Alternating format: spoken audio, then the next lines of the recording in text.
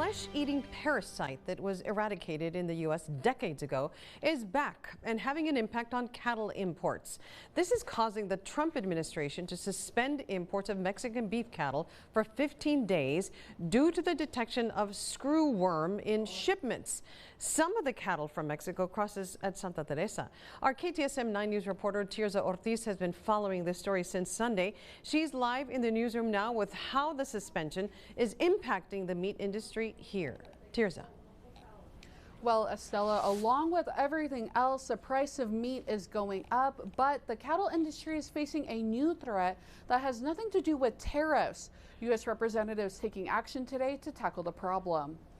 Yeah, not too many things in Congress are bipartisan these days. And I tell you what, eradicating the screwworm and protecting our barbecue certainly is. Putting political differences aside to combat a common enemy, the screwworm, a parasitic fly that infects cattle and other wildlife, threatening livestock. Legislators from across the aisle have introduced a new bill that calls for a facility to be built in West Texas that would produce sterile screwworm flies that would be used to counter the outbreak that is currently happening in southern Mexico. Texas Congressman Tony Gonzalez says it's imperative to tackle the issue as soon as possible before the outbreak worsens. For the folks that live it every day, this industry, this isn't a new issue. It is a problem that they worry about. You know, imagine your business or your family's industry being wiped out. Executive Director for the New Mexico Border Authority agrees, saying it'll take efforts from both sides of the border. The Mexican cattle growers from the northern states are worried that that fly gets to Chihuahua, Durango, Sonora, because it will affect their cattle.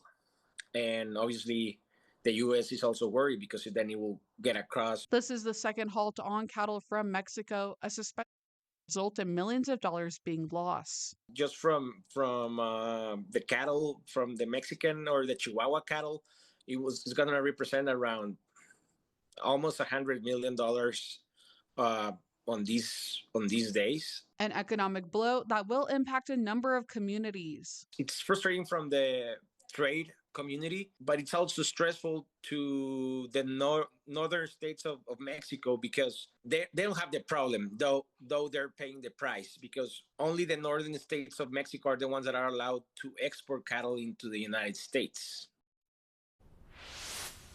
If you haven't seen it already, the price of meat has begun increasing. Fierro said this is due to the ongoing drought that has lowered cattle inventory. Now, today I did call a number of local butcher shops where one store told me they have had to increase their prices due to suppliers upping their costs, and they are anticipating even more increases within the next few weeks.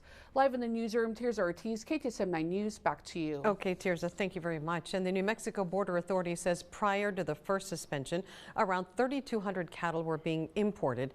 After November 2024, that number was reduced to 500 and slowly worked up to around 1,000 just before this second halt. According to the MBBA, USDA recently approved around 1,300 technicians to be hired to ramp up inspections once the suspension has lifted.